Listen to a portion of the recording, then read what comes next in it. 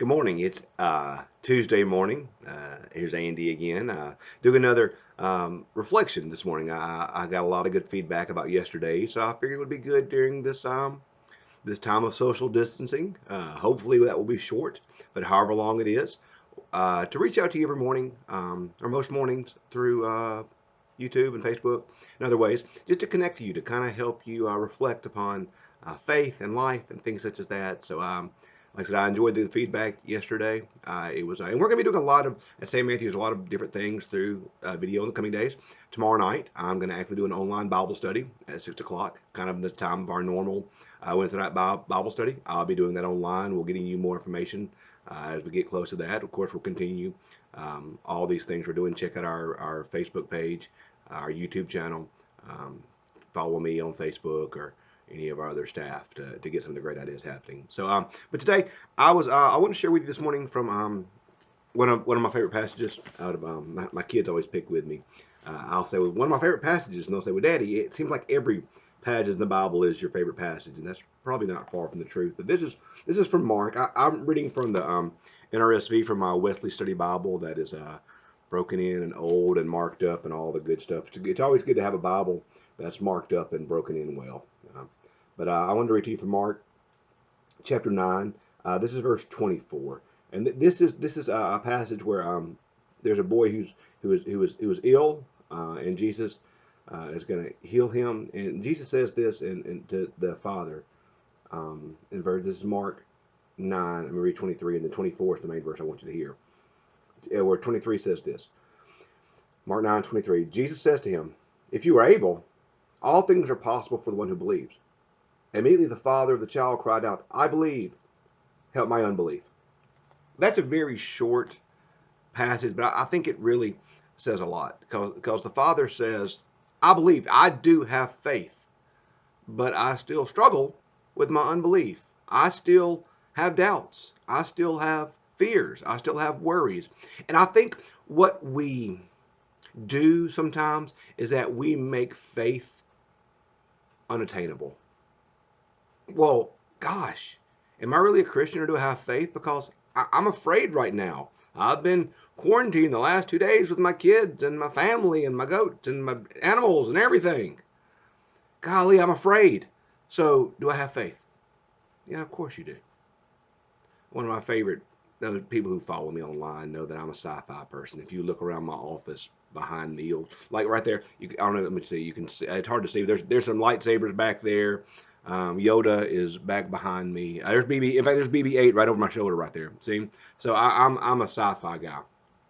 One of my favorite sci-fi shows is a British show called Doctor Who. It used to be a really bad um, really cheesy Saturday night PBS show originating out of the UK. Now it's become really slick and well produced, and it's a really good show. But anyway, there's a great scene I'm paraphrasing where the doctor, who's the lead character, says, "Courage is not the absence of fear. Courage is being afraid and still doing the right thing." That's kind of how faith is.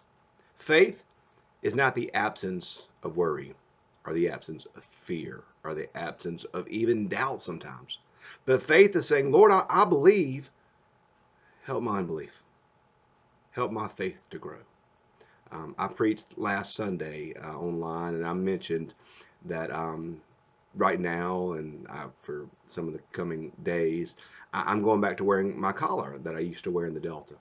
And I wore my collar when I first started preaching because I was really bad at it. I'm not saying I'm any good now. I'm not saying I'm competent at all now, but I'm saying I was really bad back then. I didn't know what I was doing. I was very blessed to have people who loved me not because I was good at my job, but they loved me just because they were loving people. And I wore my collar a lot then to remind myself that while I felt inadequate, God could still work through me. I needed that reminder. Likewise, now I wear it a lot for homebound communion and days such as that, because you really can't wear your robe out when you're doing homebound communion because that would look really weird. But I wear my collar as a reminder to myself and to others of the sacramental nature of the church and God's grace in the midst of us. But also to remind me in the same way that I need a reminding in the Delta that it's not me, it's God doing it. And that sometimes now my biggest task is to get out of the way and to let God move. We need that reminder. And it's okay. It's okay to admit our fears. It's okay to admit our inadequacies. It's okay to admit our worries. It's okay to admit our doubts even.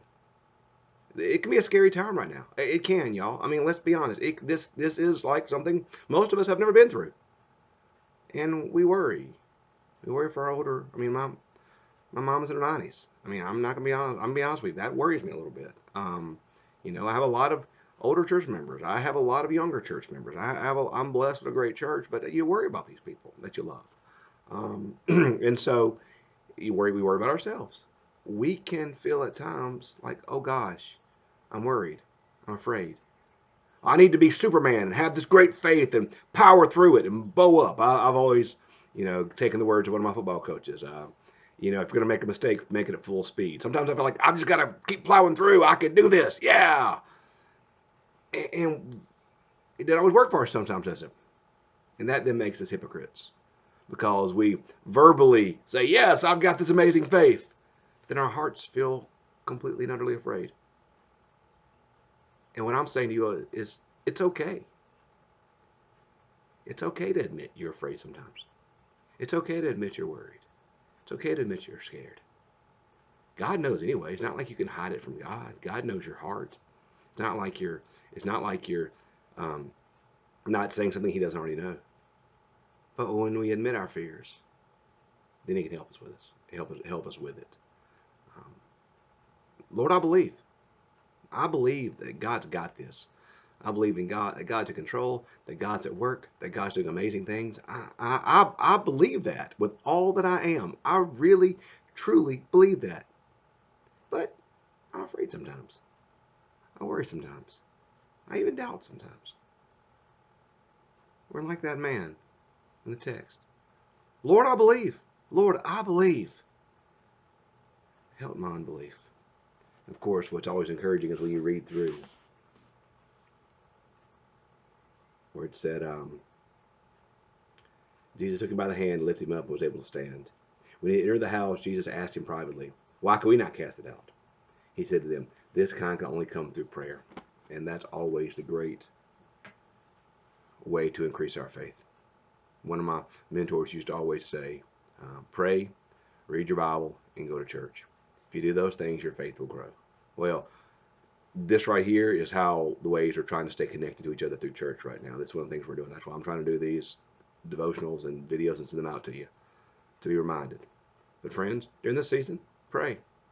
Pray. We're going to get tired of screen time, aren't we? Pray. Read your Bible. Get your Bible and mark it up and read through it and listen. Listen for God's voice. And stay connected to each other. Text each other, email, call, Facebook, tweet, Instagram. Stay connected. Lord, I believe. Lord, I believe. Help my unbelief. Give me your grace that my faith may increase. Give me your grace that I may be more like you. Give me your grace that I can follow you more. Give me your grace so that I can love you more. Increase my faith. Give us the reminders, like my caller right now, that remind me of your presence. Lord, I believe. Help my unbelief. Check in back with us tomorrow for another reflection. I hope you have a great day. I'm praying for you. If there's anything that you'd like me to pray for you about specifically, send me a message. Facebook me, text me, email me, call me. Let me know how I can be there for you in this season. We love you. We're praying for you. We're here for you. Have a good day, and we'll see you tomorrow.